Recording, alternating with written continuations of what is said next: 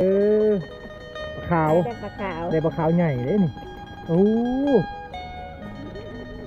มาจากโมงนี่9:30โอ้9:30จ้ะเพราะว่าได้อยู่ได้นี่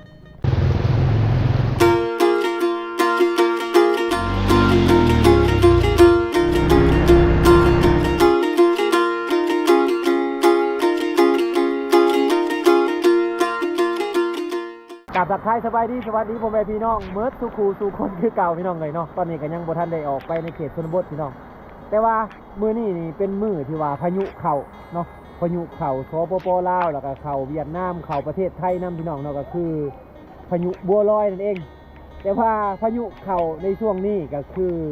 ช่วงที่ว่าชาวบ้านเพิ่นทำมาหากินพี่น้องเลยเนาะก็คือการตึกสะดุ้งการยกย่ออยู่ทางบ้านบ่โนนนี่คือกันหลายคนที่ว่าเขาเจ้ามาตึกสะดุ้งมายกย่ออยู่นี่พี่น้องเดี๋ยวไปเบิ่งบรรยากาศนำกันบ้านบ่โนนนี่เป็นหมู่บ้านที่ว่าอยู่ตามเส้นทางเลข9พี่น้องเนาะที่จะไปตัวเมืองไกรซ้อนหรือว่าจะออกไปเชโนเขาจะผ่านหมู่บ้านนี้ไปพี่น้องก็คือหมู่บ้านดงบังนั่นเองตามทางเข้าหมู่บ้านบ่โนนนี่จะมีอันนั้นใดจะมีตลาดป่าพี่น้องหรือว่าตลาดชุมชนเนาะที่ว่าเพิ่นตั้งขายนี่ประมาณ5-6 ห้านนี่แหละพี่น้องเลยสบายดีไหมเอ้ยสบายดีมาแต่ตึกสะดุ้งมาเนี่ยได้หลายอยู่บ่บ่ได้หลายมาได้เนาะเจ้ามาแต่เช้าหุ่นบ่มาแต่ดึกอันนี้คือตลาดชุมชนพี่น้องเลยเนาะอันนี้เขาห้องยังอันนี้นะเฮตาโลโอ้เฮตาโลพี่น้องใช่เขาเบิ่งดูเพิ่นไปเก็บกันอยู่ใส่เห็ดแบบนี้ในดงเหรอในดงบ่เฮตาโลนั่นไม่นอนนี่เนาะได้เฮตาโลบ้านดงบังนี่พี่น้องใช่เขาเบิ่งดูเฮตาโลนี่ขายทงเท่าเด้อทง1,000 กีบพี่น้องเลยเนาะบ่แพงได้1,000 กีบได้มีแต่10 ไปบาท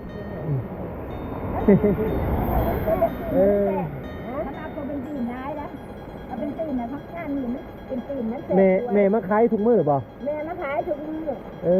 ขายทุกมื้อเฮ็ดอันนี้เขาเฮ็ดยังกินแม่เขาแบบเขาถั่วกินขายๆเดี๋ยวจะกินให้ร้านข้าวถั่วบักจ่อขายๆกันคือบักจ่อมันน่ะหากินได้แต่ยามนี้เนาะเฮ็ดอันนี้มันบ่มีแต่เดือนเก่าเดือน10มันมีแต่เดือนเก่าเดือน10เอาพี่น้องเลยนี่คือตลาดชุมชนทางบ้านบ่โนดถ้าว่าใครยังมาก็มาแวะอุดหนุนได้ทางบ้านดงบังนี่แหละถ้าจะออกไปเชโนเนาะก็มาแวะได้พี่น้องถ้าว่าจะเข้าไปตัวเมืองไกรซ้อนก็มาแวะได้เนาะมีใครมากล้วยมะพร้าวนี่แม่นเบิดบ่นี่ของเจ้าแม่นมะกล้วยมะพร้าวนี่แม่นเด้อมาซื้อซอยเด้อพี่น้องอันนี้กบก็แม่นเนาะนี่กบอันนี้กบหน้านี่มันบ่แม่นเป็นกบหน้าพี่น้องเอ้ยเนาะอันนี้ขายทงก็ได้กบหน้าทง50,000 กีบ50,000 กีบก็สิประมาณ80 บาทประมาณ80 บาทประมาณนั้นพี่น้องเลยเนาะ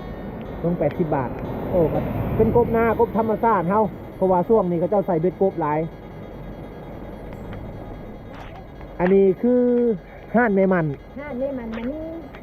มานี่ดงบังเนาะเพิ่นจะขายอันอาหารประจำฤดูกาลพี่น้องเนาะนี่บักกล้วยนี่บักข้าวเอาของมุกกับใจไหมเอ้ย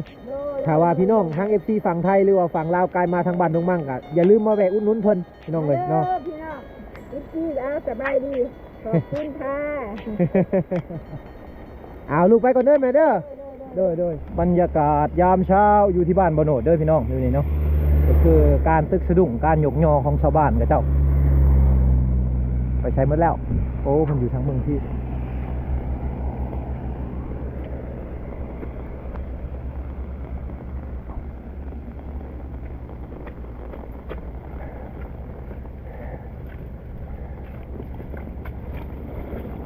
โอ้โตสบายดี โอ้เลิกเติมเนาะพี่น้องเลยนี่ก็คือวางผลตึกสะดุ้งของคนในบ้านบ่โนดเนาะเป็นแหล่งน้ำธรรมชาติที่ว่าไหลมาแต่พุ่นละทางบ้านพุ่นซิมพุ่นพี่น้องเนาะอยู่วางนั้นเลิกได้ ถ้าไปลงอยู่วางนั้นเลิกบ่โนดลงเมื่อกี้กระจุ้มหมดโตส สบายดีสบายดีเอานี่มายามเบิ่งน้ำเพิ่นก่อนพี่น้องเลยเอามาได้เท่าบ่ไอ้สบายดีโอ้พอได้อยู่บ่เออมาตึกทุกปีเราอยู่ดีเนาะนี่น้ำนี่มันจะไหลลงไปใส่คลองอันอยู่ทางบ้านอันบันย่างพี่น้องเลยเนาะเป็นสายน้ำเดียวกันช่วงนี้น้ำไหลชาวบ้านก็เจ้าพากันมาตึกสะดุ้งอยู่นี่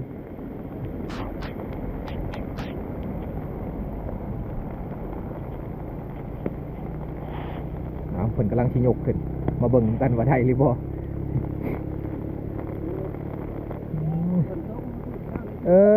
มื้อเช้านี่หลายเนาะปลาขึ้นมื้อเช้านี่แต่เขาย้ำเบิ่งแหน่เด้อย่ำเบิ่งแหน่ทั้งหลังนี่เขาเมื่อแน่แล้วนี่เนาะแต่ปลาเข็งน้อยๆเนาะปลาซิวปลาขาวเนาะปลาเข็งปลาขาวพี่น้องเขาเมื่อแน่แล้วเพิ่นว่ามื้อเช้านี่หลาย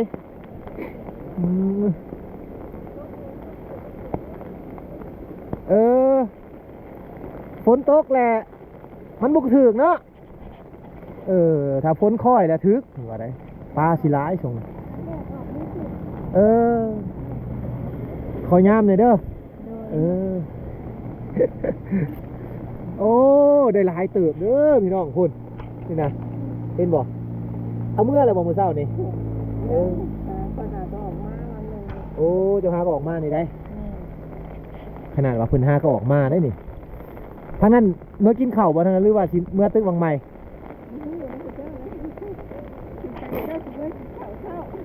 มาแต่เช้าพุ่นเนาะทางนั้นเนาะได้หลายบ่แม่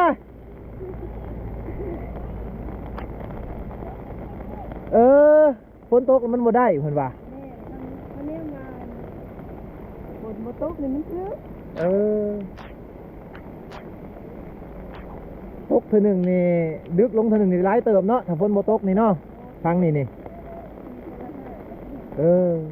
ส่วนหลายเป็นปลาหยังอยู่นี่ปลาเข็งน้อยกับปลาขาวๆอ่ะเนาะโอ้มีโต่งพร้อมทางไหนพี่น้องพูเป็นเห็ดโต่งไว้มันเป็นตื้อจิ้วห่วยแบบนี้เป็นปลาขาวโอ้น้ำห่วยมันทำได้มากประมาณอีกจังน้อยเนาะประมาณต้นเดือน10เนาะต้นเดือน10นี่น่าจะได้หลายพี่น้องในฝนตกแหละเพิ่นพากันเมื่อแล้วถ้าว่าแดดออกแน่นี่ป้ามันจะขึ้นเหมือนว่าฉันแดดออกเนี่ยฝนออกมาตึกสายมันขึ้นเด้โอ้โนแล้วบ่ฮู้คิดว่าเพิ่นยืนอยู่หลายคนที่เพิ่นสิได้หลายเพิ่นได้บ่หลายมันได้เพิ่นว่าเลยเพิ่นหักแต่ว่าเพิ่นหากะมากับเพิ่นก็พอได้อยู่ผู้ใดกินง่ายเนาะความท่วมของน้ำหลากหลายๆนี่ครัวนี่ท่วมนะทางไปบ้านบันย่างนี่ท่วมเลยสบายดีโอ้ตึกผู้เดียวเนาะอยู่นี่เขาไปทางเข้าบ้านเนี่ยคนหลายอยู่แต่ว่าเขาบ่ได้บันไดได้อยู่บ่เจ้ากันได้บ่หลายเนาะฝนตกบ่เป็นน้ำฝนตกแห้งเนาะป้าบ่ขึ้นพี่น้องถ้าว่ามันแดดนี่ป้ามันจะขึ้นอยู่บางนี่มันมาตึกผู้เดียวเขาไปหวยนั่นหลายบ่เดี๋ยวขอยามของเจ้าหน่อยเด้อหากะมาบ่เพิ่นหากะมาพี่น้องว่าได้เพิ่นหาก็ออกมาเมื่อกี้นี้เพิ่นว่าได้บ่หลายก็ยังบ่ทันได้เลยว่าเอาแม่เพิ่นตึกอยู่ผู้เดียวทางนี้พี่น้องมันจะมีหวยหนึ่งที่ว่าเขาเจ้าจะตึกอยู่นั่นเนาะมันเป็นน้ำฝนเนาะฝนตกแห้งอยู่แต่ว่า อันนั้นพี่น้อง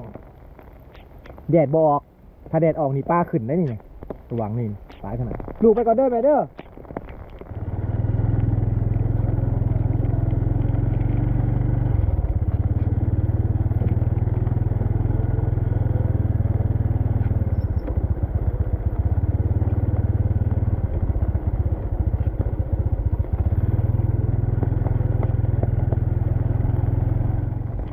เขาว่าวังนี่ป้าหลายวะใครก็หากะมาแม่นเป็นตุ่มบักไงเหรอเนาะเป็นหากะมาพี่น้องเนาะ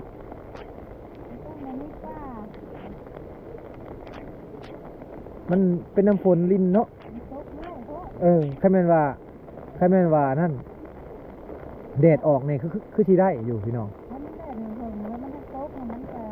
ร่มในกลาง ใครก็ง่ายไปเรื่อยๆบ่ฝุ่นค่ะ ถือแล้วมันบ่ถือ มันบ่ถือหักกันมานำกันหมดบ่นะหรือว่ามาแต่ดนโดยนี่ได้แต่ปลาน้อยๆหนึ่งได้ปลาดุกปลาขอกก้างนี่ได้ปลาขอกก้างแล้วพี่น้องทางนี้พออันโตบักไงเพราะว่าย่อเธอดูเต้นลุยออก เป็นนี้เนาะโตขอกก้าง ขอกัง แม่มาดนหรือบ่ มาไว้นะเจ้าโง่เพิ่งนี่ มาวาง9:30 แม่มาแล้วก็มาลงหันแล้วก็เอาพอใหญ่เส้นออกจะเส้นออกเลยตัวนึงนะเอาเสื้อเส้นเลยจะดึง ท้องเสือเต้นแล้วพี่น้องเพิ่นว่า จะดึงวันนี้มันห่างมันขี้เล่นมันหลด เต้นออกได้เนาะ มันย่อเขาย่อมันนักเพื่อมันชีวิตนะ แม่น มันก็คือจะดึงเงินสองชั้นตัวนี้มันห่างนะ โตจะน่าจึงสิยามของเพิ่นให้เพิ่นนั่นย่อยก่อนพี่น้องเนาะ คนหลายบ่แม่อยู่นี่เมื่อกี้นี่ มึงวางที่นี่นี่กับเจ้าเขา เขามากินข้าวแล้ว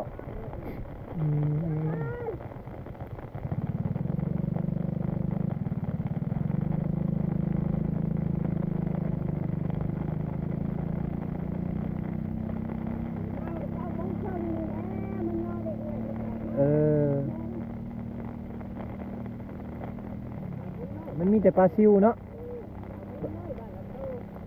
ได้เทละโต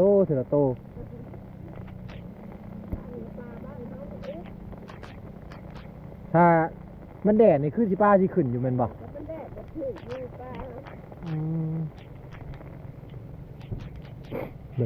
เบิ่งของเพิ่นก่อนพี่น้อง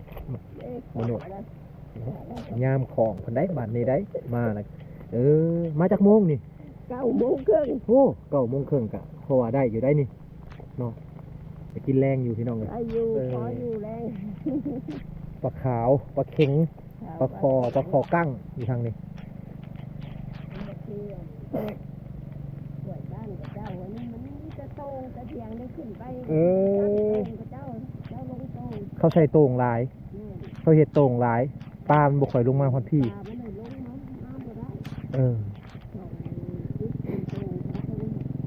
เนาะผู้ทางนั้นเมื่อทางนั้น มาเนาะมึงใส่มาแต่พูดเล่นนี่ทางบ้านดงบังพูดอะไรขึ้นมาสบายดีพากันมาแต่เช้าผู้บ่ โอ้ยมาวาง9:00นี่มาวัน9:00เลยเพิ่นบ่ซื้อข้าวมีค่ะ นี่ฝนตกเนาะฝนตกลิ้นแดดบ่ออกพี่น้องขอยามนี่เด้อ 9:00นี่ก็น้อยเดียวนี่นะฮะ เพิ่นได้ปลาขาวน้อย ทางนี้ปลาขาวน้อยทางนี้ได้บ่หลายปานใด มาวัน9:00นี่นะ มาหาก็มาว่าง9:00ได้พี่น้องเอ้ยเนาะ ฮอดบ่10:00เลยนี่ เดี๋ยวนี้บ่10:00แล้วเด้นี่ ไอ้ชั่วโมงนึงเลย ยืนอยู่ชั่วโมงหนึง ไอ้ชั่วโมงนึงได้ปลาทำเข้า ได้ปลาบ่หลายปานใด ได้ชั่วโมงนึงได้มองเข้านั้นมา พอได้เนาะ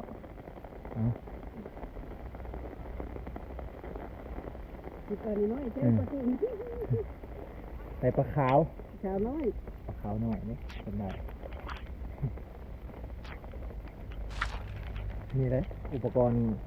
คนในชนบทเขาใส่ก็คือของพี่น้องเอ้ยเนาะคือของยามนี่กันพากันมาตึกสะทุ่งยามฝนอยู่ที่น้ำหลายบัดช่วงฤดูแล้งเลยหาอยู่ไซส์เป็นนี่ไหม นี่ได้หาซ่อนเงี้ย สอนแยงเนาะ ซ่อนเงี้ยซ่อนตรงนี้ เออ ด้วยมันแบบน้ำแดงกับน้ำมันขาดไว้ด้วยก็ได้เป็นว่างเป็น ซ่อน พอได้สอนเนาะ ซ่อนแน่ควงเหแน่น้ำแดงนะ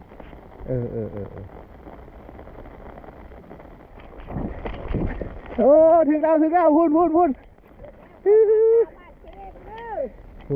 พี่น้องปลาขาวใหญ่พูนได้นี่บัตร3 บัตร 4พูนนะ ทีเด้อมาเด้อ ปลาขาว ได้ปลาขาว ได้ปลาขาวใหญ่เด้นี่โอ้นี่เห็นบ่พี่น้องมานแล้ว มาแล้ว ขนาดเป็นหากะมาแล้วนี่หากะมาพากันมานแล้วพอได้ปิ้งเลยทาเกลือปิ้งปิ้งตำบักถั่วเนาะ โอ้ยแบบนี้บัดดาลีงาไม่ดิ งาไม้มันไล่เข้ามา มาใส่ปล่อยไปยิบก่อนมือปลาหลายๆเขามาเอา มือใดเอา ดึงก่อนฮะโอ้ยปลากับปลาแช่ไปชื่อ เออปลาร้ายบ่ช่วงน่ะ หลาย เออสบายดีโอ้มาแต่เช้าผู้บ่ มันน่า หากะมาเนาะนี่ได้อยู่เพิ่นก็ได้ปลาขาวน้อยปึ๊บเอายามบ่งนี่เด้อของเด้อเออได้ยังบ่หลาย โดย พอดีพี่น้องเอ้ยได้ยังบ่หลายได้ยังบ่หลายหาของมาพุ่นแหละแรงๆพุ่นแหละไผกะเต็มของ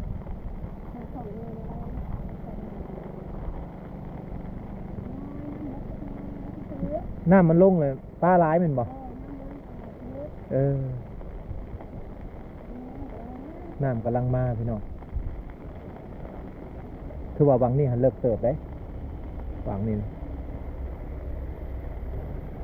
นี่แหละก็คือวิถีชีวิตของคนในเขตชนบทแถวบ้านบนโหดพี่น้องเลยเนาะในช่วงที่ว่าพายุเขาแต่ว่าชาวบ้านเขาก็ยังออกมาหาอยู่หากินพี่น้องเนาะก็คือการตึกสะดุ้งหยกย่อในบ้านบนโหดนี่ คักพี่น้องเลยเนาะวิถีชีวิตชนบทแบบที่คักเลยบนโหดเราคักไปอีกแบบเนาะเพราะว่าถ้าว่าเขาอยู่ในเมืองหลายก็มีอยู่คงกินพี่น้องแต่ว่าก็ต้องได้ชื่อได้จ่ายเนาะโดยเงินโดยคำเนาะแต่ว่าทางนี้นี่ถ้าว่าฝนตกนี่ชาวบ้านก็เจ้านี่ฮู้รู้เลยเนาะว่าจะต้องหากินแบบใดเนาะ ถึงว่าพายุบัวลอยจะเข้ามาแต่ว่าชาวบ้านก็เจ้ากะยังพากันออกมาตึกสะดุ้งพี่น้อง